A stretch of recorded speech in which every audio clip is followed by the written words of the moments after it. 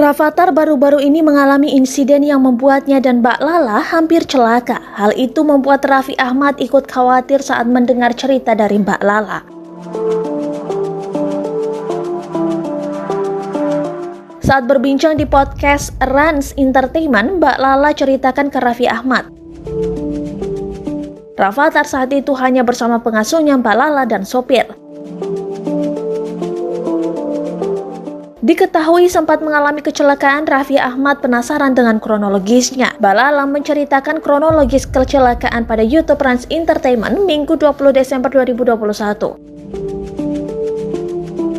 Lala menjelaskan bahwa saat kecelakaan terjadi mobil melaju sangat pelan sebab kondisi jalan saat itu sedang macet namun tetap berjalan pelan. Tiba-tiba mobil truk dari arah depan berhenti mendadak. Akibatnya mobil Raffi Ahmad menabrak bumper truk.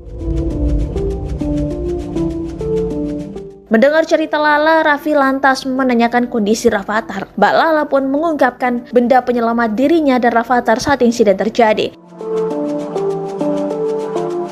Disebutkan Lala mereka baik-baik saja lantaran menggunakan sabuk pengaman dengan baik saat menaiki mobil.